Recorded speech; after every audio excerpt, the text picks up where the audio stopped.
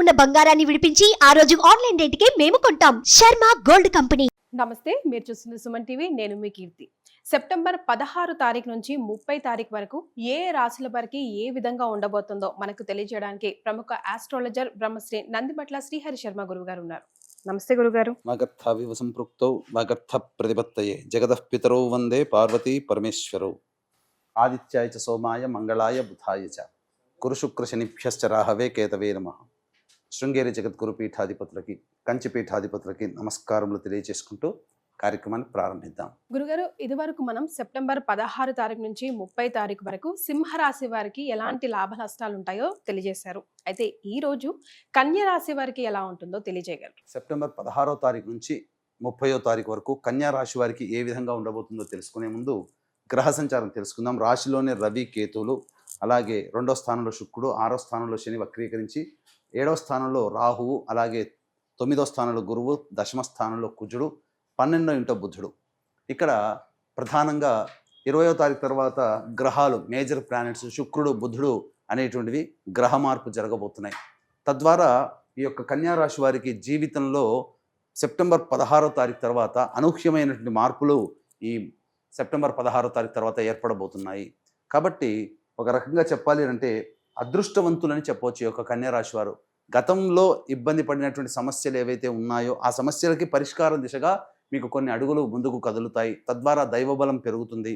అనుకున్నటువంటి కార్యక్రమాల్లో ముందుకు వెళతారని చెప్పవచ్చు. ముఖ్యంగా రియల్ ఎస్టేట్ రంగంలో ఉన్నటువంటి వారికి అద్భుతమైనటువంటి అవకాశము ఇక భవిష్యత్తు మీదేగా ఉండబోతుంది. ఎందుకంటే అక్టోబర్ 18వ తారీఖు నుంచి కుజుడు లాభస్థానంలో ఈ యొక్క స్తంభన యోగంలో ఉండడం, అత్యంత యోగప్రదుడుగా మారడము, భూగృహ వసతులు లేనటువంటి వారికి భూగృహ వసతులు దొరికే విధంగా మీకు అడుగులు మీ ముందుకు పడడం, తద్వారా మీ జీవితంలో అనుకున్నటువంటిది, ఎన్నాళ్ళ నుంచో గృహం రాలేదు, అలాగే ఒక మంచి స్థలం ఉంటే బాగుండు, లేదా ఒక మంచి వాహనం ఉంటే బాగుండు, లేదా ఇలా అనేక రకాలైనటువంటి ఆలోచనతో ఉన్నటువంటి వాళ్ళకి మంచి స్థిర ఆస్తి ప్రాప్తి, ఫిక్స్డ్ అసెట్స్ అనేటివి మీకు కలుగుతాయి.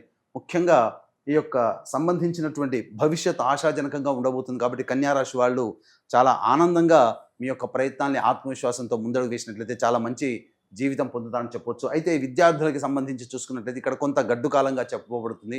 విద్యార్థులకి చేసేటువంటి ప్రయత్నాల్లో కొన్ని ఆటంకాలు వచ్చేటువంటి అవకాశాలు ఎక్కువగా గోచరమవుతున్నాయని చెప్పవచ్చు. ముఖ్యంగా ఈ యొక్క ఫుడ్కి సంబంధించినటువంటి వ్యాపారస్తులకి అనుకూలవంతమైనటువంటి జీవితం, ఏ విధంగానైనా రెస్టారెంట్స్, అలాగే హోటల్స్ మరియు విద్యాలయాలు, అలాగే ఈ సంబంధించినటువంటి తీర్థయాత్రలకు సంబంధించినటువంటి బస్సులు నడిపే వాళ్ళు కావచ్చు, పూజా సామాగ్రి వాళ్ళు కావచ్చు, జ్యువెలరీ రంగంలో ఉన్నటువంటి వాళ్ళు కావచ్చు, హోటల్ ఇండస్ట్రీలో ఉన్నటువంటి వాళ్ళు కావచ్చు, పెట్టుబడులు పెట్టడానికి లేదా వ్యాపార విస్తరణ చేయడానికి కొంత సమయం ఆలోచించి చేయండి. ఎందుకంటే ఇప్పుడున్నటువంటి సమయం కంటే భవిష్యత్ అనేటువంటిది ఆనందదాయకంగా ఉండబోతుంది.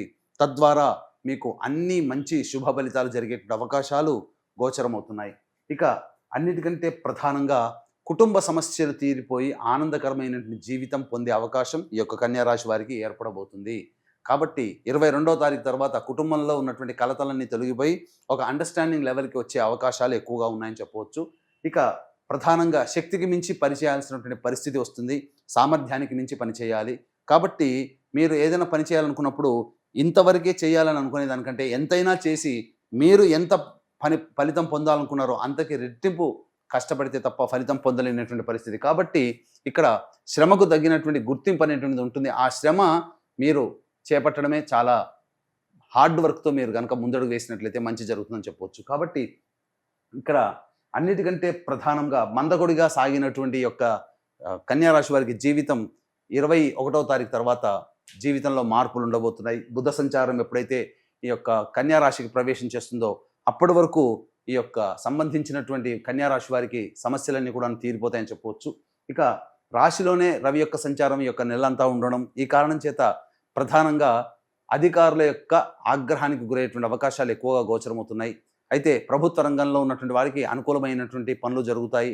ప్రభుత్వ కాంట్రాక్ట్లో ఉన్నటువంటి వారికి, ప్రభుత్వ ఉద్యోగస్తులకి అధికారుల యొక్క అండదండలతో మీ యొక్క కార్యక్రమాలన్నీ కూడా చక్కబెట్టుకుంటారని చెప్పొచ్చు. ఏ వ్యక్తికి అయినప్పటికీ కూడాను ప్రధానంగా సమస్యలు అనేటువంటివి ధన రూపేణా వస్తాయి. కాబట్టి 100లో 75% సమస్యలు ధన రూపంలో వస్తాయి, 75% సమస్యలు ధన రూపంలో తీరుతాయి. కాబట్టి ఏ రోజుల్లో ఎప్పుడు ఖర్చులు అధికంగా ఉంటాయి, ఎప్పుడు ధన రాబడి అధికంగా ఉంటుందనే విషయాల గురించి క్లుప్తంగా తెలియజేసుకుందాం. 16, 17, 18, 19 ఈ 4 రోజుల్లో మీరు గత 2 వారాలుగా ఇబ్బంది పడుతున్నటువంటి ధనపరమైనటువంటి సమస్యలకి చెక్ పెట్టే విధంగా ఉంటుంది. చక్కగా ధన రాబడి అధికంగా ఉంటుంది. రాని బాకీలు వసూలు అవుతాయి. మీ జీవిత భాగస్వామి లేదా వ్యాపార భాగస్వామి తీసుకున్నటువంటి నిర్ణయాల వల్ల మీకు అనుకూలమైనటువంటి స్థితిగతులు కలుగుతాయి. ముఖ్యంగా మీ అవసరాలకి తగ్గట్టుగా ధనము మీకు అందుబాటులో ఉంటుంది. తద్వారా ఈ 16, 17, 18, 19 తారీఖుల్లో ఉన్నటువంటి విధంగా చక్కగా మీరు ప్లానింగ్ చేసుకోవచ్చు. ఇక 20, 21, 22 తారీఖుల్లో ఖర్చులు అధికంగా ఉంటాయి. ఇక ప్రధానంగా మానసికమైనటువంటి ప్రశాంతత లోపిస్తుంది. ఏ పని అనుకున్నప్పటికీ కూడాను ఆ పనిలో మీకు అనుకూలత అనేటువంటిది ఉండదు. ముఖ్యంగా ఈ 23, 24 తారీఖుల్లో కనుక చూసుకున్నట్లయితే సంతానంతో విభేదాలు పెరిగే అవకాశాలు ఉన్నాయి. కాబట్టి సంతానం మూలకంగా సంతాన పరంగా సమస్యలు వచ్చే అవకాశాలు, ఖర్చులు పెరిగే అవకాశాలు ఎక్కువ ఉన్నాయి. కాబట్టి ముఖ్యంగా సంతానంతో వాగ్వివాదాలు పెట్టుకోకండి. ఈ విధంగా 23, 24 తారీఖుల్లో ఈ విధంగా మీరు ప్లానింగ్ చేసుకున్నట్లయితే మంచి జరుగుతుంది. అలాగే తీసుకునేటువంటి నిర్ణయాలు ఆలస్యంగానే మొదలవుతాయి, ఆలస్యంగానే పూర్తవుతాయనే విషయాన్ని ఈ యొక్క 23, 24 తారీఖుల్లో మీరు గమనించవచ్చు. ఇక 25, 26 తారీఖుల్లో చేస్తున్నటువంటి వృత్తి, ఉద్యోగ, వ్యాపారాల్లో మీ పేరు ప్రతిష్టలు పెరుగుతాయి. అధికారుల యొక్క అండదండలతో మీ యొక్క పనులని చక్కబెట్టుకుంటారు. మిమ్మల్ని ఒక కాపు కాస్తారు. మీ సమస్యల్ని, మీ తప్పుల్ని ప్రచారం కాకుండా మీ అధికారులే మీకు అండగా ఉంటారని చెప్పవచ్చు. ముఖ్యంగా నిరుద్యోగస్తులకి 25, 26 తారీఖుల్లో ఉద్యోగము లభించే అవకాశాలు, మంచి వార్త వింటారు. ఉద్యోగ భద్రత పెరుగుతుందని చెప్పవచ్చు. ఇక 27, 28 తారీఖుల్లో అన్ని రంగాలలో ఉన్నటువంటి వారికి చక్కటి అవకాశాలు లభిస్తాయి. అనుకున్న మేర ఆనందంగా జీవించడానికి మార్గాలు సుగమం అవుతాయి. కాబట్టి చేతి వృత్తులు, కుల వృత్తులు, అలాగే ఉద్యోగం చేసేవాళ్ళు, వ్యాపారస్తులకి అన్ని రకాలుగా సంతోషదాయకమైనటువంటి పరిస్థితిని పొందుతారని చెప్పవచ్చు. ఇక 29, 30 తారీఖుల్లో కనుక గమనించుకున్నట్లయితే ప్రధానంగా అనవసరమైనటువంటి ఖర్చులు పెరిగే అవకాశం ఉంటుంది. అలాగే నర సంబంధమైనటువంటి ఇబ్బందులు, అనగా తీవ్రమైనటువంటి తలపోటు కానీ, లేకపోతే ఎక్కువగా ఆలోచన చేసి కంటికి సంబంధించినటువంటి ఇబ్బందులు కానీ ఏర్పడే అవకాశాలు ఉన్నాయి. కాబట్టి జాగ్రత్తలు పడండి. ఇక ప్రధానంగా ఖర్చులు కూడా 29, 30 తారీఖులో ఎక్కువగా అయ్యేటువంటి అవకాశాలు ఉన్నాయి. వ్యాపార విస్తరణకు సంబంధించినటువంటి సమయం అనుకూలంగా కాదు. కాబట్టి వ్యాపారపరమైన నిర్ణయాలు ఈ 29, 30 తారీఖుల్లో ఈ యొక్క కన్యా రాశిలో ఉన్న వాళ్ళు తీసుకోకపోవడమే మంచిదని చెప్పొచ్చు. ఏ తర్వాత చెప్పొచ్చేది ఏమిటంటే 20, 21, 22, 29, 30 ఈ 5 రోజులలో మీ ఖర్చులు అధికంగా ఉన్నాయి. కాబట్టి ప్లానింగ్ ప్రకారం మీకు అప్పుడే ఖర్చులు ఉన్నట్లయితే ఖర్చుల శాతాన్ని తగ్గించుకోండి, లేదా ఆ ఖర్చులను వాయిదా వేసుకోండి. ఎందుకంటే అన్ఎక్స్పెక్టెడ్గా ఈ 20, 21, 22 మరియు 29, 30 తారీఖులో ఖర్చులు కనబడుతున్నాయి. కాబట్టి మీరు ప్లానింగ్ ప్రకారం పెట్టుకున్న ఖర్చులు అన్ఎక్స్పెక్టెడ్గా ఈ ఖర్చులు తెరసి ఇబ్బడి ముబ్బడిగా మిమ్మల్ని ఉక్కిరి బిక్కిరి చేసే అవకాశాలు. కాబట్టి జాగ్రత్తలు పడండి. ఏది ఏమైనప్పటికీ కూడాను ప్రధానంగా ఈ 16, 17, 27, 28 ఈ రోజులలో మీకు వ్యాపారం మూలకంగా కావచ్చు, వృత్తి మూలకంగా కావచ్చు, ఉద్యోగ మూలకంగా కావచ్చు, మీకు అధిక సంతోషం కలిగించే ధనాదాయం ఉండడము, అవసరానికి తగ్గట్టుగా, ఖర్చులకి తగ్గట్టుగా మీకు డబ్బు సహకారాలు అందుబాటులో ఉండడం మంచి జరుగుతుంది. 25, 26 తారీఖుల్లో ఉద్యోగంలో ఉన్నతమైనటువంటి స్థానానికి చేరుకోవడానికి అవకాశాలు గోచరమవుతుందని చెప్పొచ్చు. ఇక ఏ తర్వాత ఎంతటి వ్యక్తికైనప్పటికీ కూడాను దైవానుగ్రహం తప్పనిసరి. కాబట్టి ఈ యొక్క కన్యా రాశి వారికి సెప్టెంబర్ 18వ తారీఖున ఏర్పడేటువంటి ఈ యొక్క గ్రహణ దోషం కూడా ఈ కన్యా రాశి వారికి ఉంది. కాబట్టి ఎంత యోగించినప్పటికీ గ్రహణ దోష ప్రభావం కొంత ఇబ్బందికర పరిస్థితులు. కాబట్టి ఈ యొక్క కుంభమీన, మేష, మిథున, కర్కాటక, కన్య, వృశ్చిక రాశిలో జన్మించిన వారికి చంద్రగ్రహణ దోష పరిహారార్థమై చంద్రగ్రహణ దోష నివారణ హోమాలతో పాటు విద్య, వివాహ, ఉద్యోగ, దాంపత్య, అనారోగ్య సమస్యల నివారణకి 18 రకాల హోమాది కార్యక్రమాలు కేవలం పర్ హెడ్ 1,500 రూపాయలకి చేయించడం జరుగుతుంది. అవకాశం ఉన్న వాళ్ళు కార్యక్రమ తదనంతరం కాంటాక్ట్ చేసి పూర్తి వివరాలు తెలుసుకోవచ్చు. అలాగే ఈ యొక్క పితృపక్షాలలో తండ్రి వైపు 7 తరాలు, తల్లి వైపు 4 తరాల్లో కుటుంబాల్లో ఏవైనా దుర్మరణాలు ఉన్నా, అనగా road accident, fire accident, suicide attempt, నదిలో బావిలో పడి చనిపోవడం, ఇంట్లోంచి వెళ్ళిపోవడం, లివర్ ఫెయిల్, కిడ్నీ ఫెయిల్, క్యాన్సర్తో చనిపోవడం, 60 సంవత్సరాల లోపల ఏ విధంగా చనిపోయినా, కరోనాతో చనిపోయినా, కాలసర్పదోషంలో జన్మించిన, ఇలా సంబంధించినటువంటి దుర్మరణాలు కుటుంబంలో కనుక ఉంటే అది పితృదోషంగా చెప్పబడుతుంది. ఈ పితృదోష ప్రభావం వలన మనిషికి అనుకున్నటువంటి పనులేవి జరగకపోవడము, పెళ్లిళ్ళు కాకపోవడము, సంతానం కలగకపోవడము, జీవితంలో అభివృద్ధి ఉండకపోవడం అనేది జరుగుతుంది. కాబట్టి ఈ పితృదోష నివారణకు సంబంధించి సెప్టెంబర్ 25, 30 తారీఖుల్లో కార్యక్రమాలు చేయించడం జరుగుతుంది మా ఆధ్వర్యంలో. అలాగే రాలేని వాళ్ళ కోసం బ్రాహ్మణుని కర్తగా పెట్టి కూడా చేయించడం జరుగుతుంది.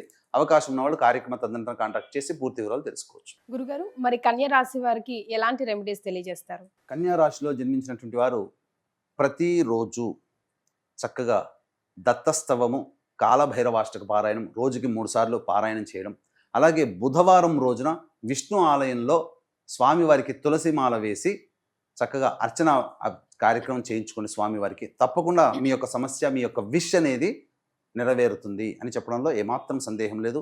ఇవి మీ యొక్క జన్మ రాశి రీత్యా గోచారీత్యా వచ్చేటువంటి ఫలితాలు.